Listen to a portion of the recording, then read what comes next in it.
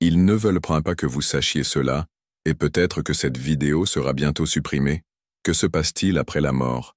Est-ce que tout s'éteint simplement, comme un interrupteur qu'on éteint, ou existe-t-il quelque chose de si grandiose qu'il défie tout ce qu'on nous a déjà enseigné? Raymond Moody a passé des décennies à enquêter sur ce mystère et a fait des découvertes effrayantes. Mais attention, certaines personnes ne veulent pas que cette vérité éclate. Les sceptiques insistent pour dire que tout cela n'est qu'un délire. Mais pourquoi des milliers de personnes à travers le monde rapportent-elles les mêmes expériences après être mortes pendant quelques minutes? La science cache-t-elle quelque chose? Qu'ont vu ceux qui sont passés par la mort? Ont-ils reçu des messages de force supérieure? Regardez jusqu'à la fin, car je vais révéler des détails que peu de gens connaissent, et je vais même vous offrir un cadeau spécial qui pourrait changer à jamais votre façon de voir la vie et la mort. Mais attention, cette connaissance pourrait ébranler vos croyances les plus profondes. Êtes-vous prêt à connaître la vérité? Maintenant dites-moi, croyez-vous vraiment que la mort est la fin, ou qu'il existe quelque chose de bien plus grand qui nous attend? Commentez votre opinion, et dites-moi d'où vous regardez, car je vais essayer de répondre à tout le monde. Qui est Raymond Moody? Raymond Moody est un médecin et philosophe renommé qui a révolutionné les études sur ce qui se passe après la mort. Né en 1944, il s'est consacré à l'investigation des récits de personnes qui ont été cliniquement mortes pendant quelques minutes et sont revenues à la vie avec des histoires impressionnantes. Considéré comme le père des recherches sur les expériences de mort imminente, EMI, Moody a apporté au monde l'un des concepts les plus intrigants de l'humanité, le tunnel de lumière, phénomène décrit par de nombreuses personnes ayant traversé des moments de mort cliniques. Son parcours a commencé en médecine, mais c'est son intérêt pour la philosophie et la psychologie qui l'a conduit à explorer les récits de patients affirmant avoir voyagé dans une autre dimension, rencontré des êtres lumineux et ressenti une paix indescriptible. La vie après la vie, le livre qui a tout changé. En 1975, Raymond Moody a publié « La vie après la vie », un livre qui a bouleversé des millions de personnes et introduit dans le monde le terme « expérience de mort imminente ».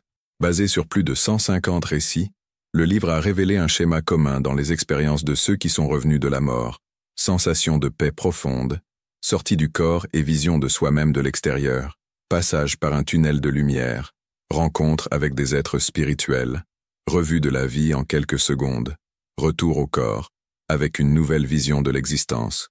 Depuis, la vie après la vie est devenue une référence mondiale, remettant en question la vision traditionnelle de la mort et soulevant la possibilité que la conscience continue au-delà du corps physique.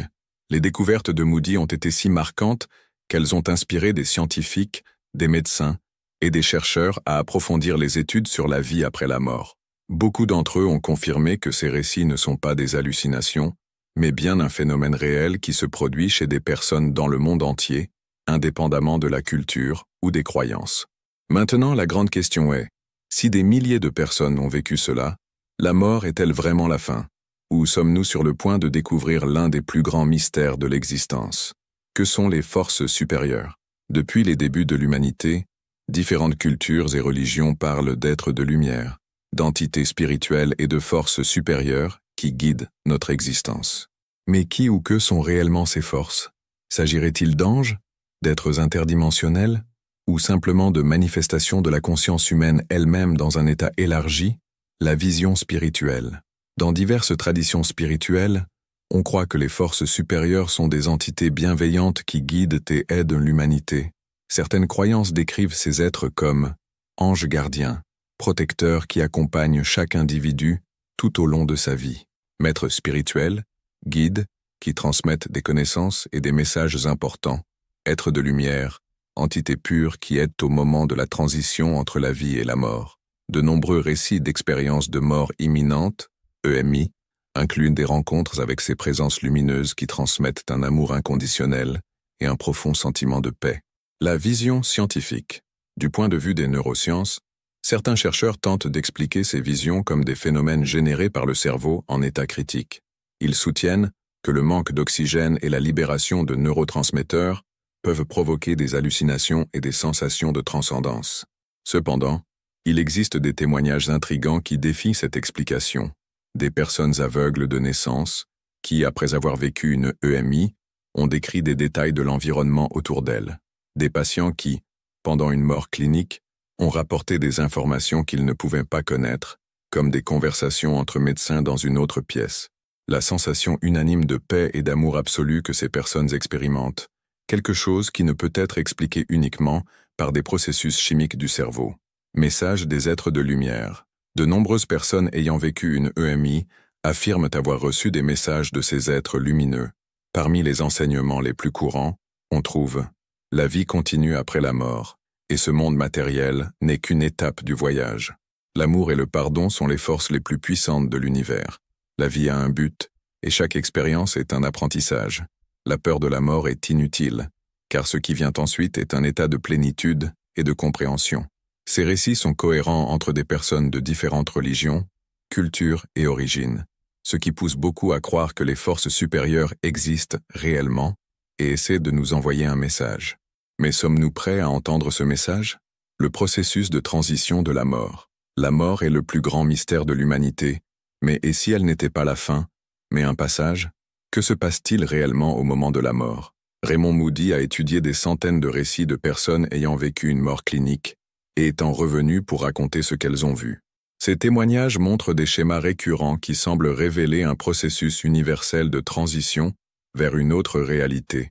Les schémas des expériences de mort imminente, EMI. Sensation de paix profonde. Contrairement à ce que beaucoup imaginent, le moment de la mort est décrit comme extrêmement paisible.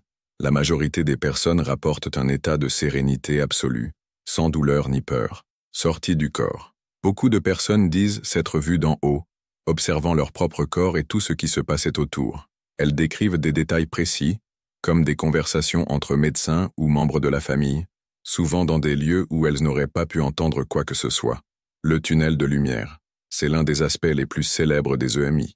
Beaucoup rapportent être attirés par un tunnel de lumière brillante, se sentant emportés vers un espace d'amour et d'accueil, rencontre avec des êtres de lumière.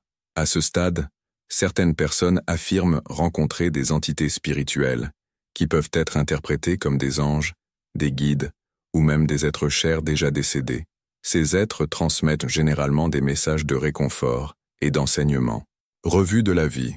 Un autre schéma courant est la revue de la vie, où la personne revit chaque moment de son existence, ressentant les émotions qu'elle a causées aux autres. Si elle a fait le bien, elle ressent la joie qu'elle a procurée. Si elle a fait le mal, elle ressent la souffrance qu'elle a engendrée.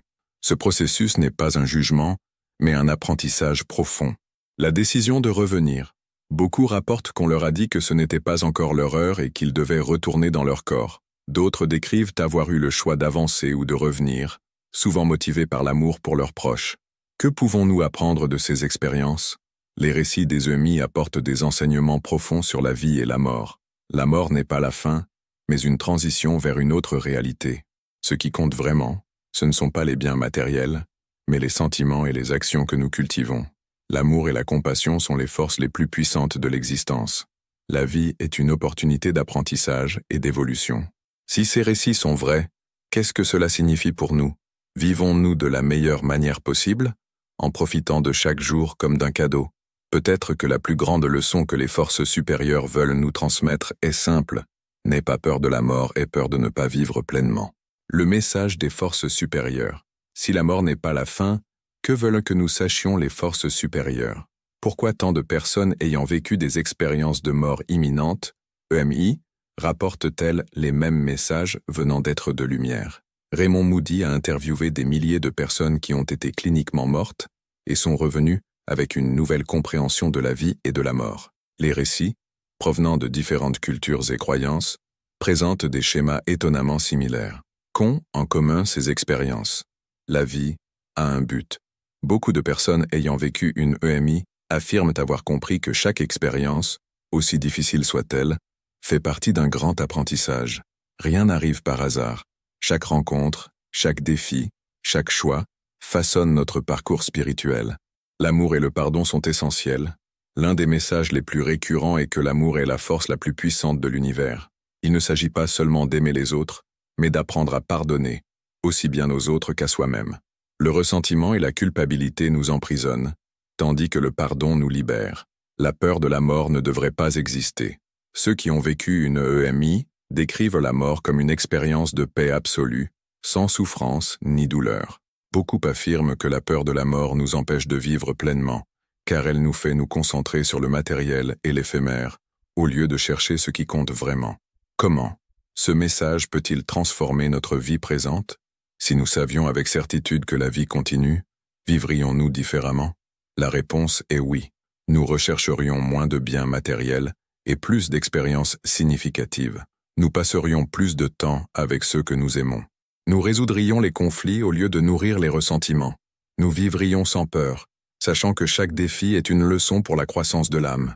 Si ces messages viennent réellement d'une source supérieure, peut-être que le plus grand secret de la vie est d'apprendre à aimer, à pardonner et à vivre avec un but, sans craindre ce qui vient après. La grande question maintenant est, vis-tu ta vie de la meilleure manière possible? Comment se préparer à la transition? Si la mort n'est pas la fin, mais bien un passage, alors comment pouvons-nous nous préparer à ce moment? Que pouvons-nous apprendre de ceux qui ont vécu des expériences spirituelles profondes et sont revenus pour partager leur savoir? Raymond Moody a passé des décennies à étudier des récits d'EMI et, à travers ces histoires, il a découvert que vivre sans peur de la mort signifie vivre pleinement. Mais comment cela est-il possible? Récits de ceux qui ont vécu des expériences spirituelles profondes. Beaucoup de ceux qui ont eu des expériences de mort imminente rapportent que la mort n'est pas un événement traumatique, mais un retour à quelque chose de familier, un état de paix et de compréhension. Ces personnes disent avoir compris que la vie continue et que la manière dont nous vivons maintenant influence ce que nous trouverons de l'autre côté. Elles parlent de 3 aspects essentiels. La peur de la mort est une illusion. Ce qui vient après est quelque chose de merveilleux, et nous n'avons pas besoin de le craindre. Notre état émotionnel et spirituel dans le présent façonne notre expérience de la transition. Plus nous vivons avec amour et gratitude, plus ce passage sera léger. Nous devons nous préparer à ce moment en cultivant la conscience, la compassion et le détachement des illusions matérielles. Pratique pour vivre sans peur de la mort. Si nous savons que la transition est inévitable, que pouvons-nous faire pour la vivre avec sérénité? Voici quelques pratiques recommandées par ceux qui ont vécu des expériences spirituelles profondes et par des chercheurs comme Raymond Moody. Méditation et conscience. La méditation nous aide à comprendre que nous sommes plus que notre corps physique. De nombreuses traditions spirituelles enseignent qu'en calmant l'esprit et en se connectant au présent, nous pouvons ressentir la continuité de la vie au-delà de la mort. Compassion et pardon. De nombreux récits d'EMI soulignent que ce qui compte vraiment, c'est la manière dont nous traitons les autres. Ceux qui pratiquent l'amour, le pardon et la bienveillance ressentent une paix immense lors de la transition. Ceux, en revanche, qui cultivent la haine et le regret peuvent vivre des difficultés spirituelles. Gratitude et acceptation. Accepter la vie telle qu'elle est et remercier pour chaque expérience nous prépare à partir sans regret. Les personnes qui vivent dans la gratitude rapportent un sentiment de légèreté et d'harmonie qui peut influencer directement leur expérience après la mort. Comment Raymond Moody pense que nous devons envisager la mort? Moody affirme qu'en comprenant que la mort n'est pas une fin, mais plutôt un nouveau voyage, nous pouvons vivre avec plus de sens et moins de peur. Il souligne que la transition ne doit pas être vue comme quelque chose de tragique, mais comme un processus naturel. Nous devons changer notre perspective sur la mort et la voir comme un éveil, et non comme une perte. La meilleure façon de nous préparer est de vivre avec sens, d'aider les autres et de cultiver l'amour. S'il existe réellement un message des forces supérieures concernant la transition, c'est peut-être celui-ci. Ne vis pas dans la peur de la mort, vis dans la plénitude. Et maintenant, je te pose la question, es-tu prêt pour ce voyage? Maintenant que tu as entendu ces récits et découvert ce que Raymond Moody a révélé sur la transition, arrête-toi un instant et réfléchis. Si la mort n'est pas la fin, comment choisirais-tu de vivre ta vie? C'est une question qui peut changer complètement notre façon d'aborder chaque jour. Vis-tu avec un but, de l'amour et de la plénitude, ou gaspilles-tu ton temps avec des peurs, des ressentiments et des préoccupations qui, au final, n'auront aucune importance? Maintenant, je veux savoir ce que toi tu crois. Que crois-tu sur la vie après la mort? As-tu déjà vécu une expérience inexplicable? Laisse ton commentaire. Je les lirai tous et j'essaierai de répondre au plus grand nombre possible. Et dis-moi aussi, d'où regardes-tu cette vidéo? Créons ensemble une grande communauté pour débattre de ce mystère.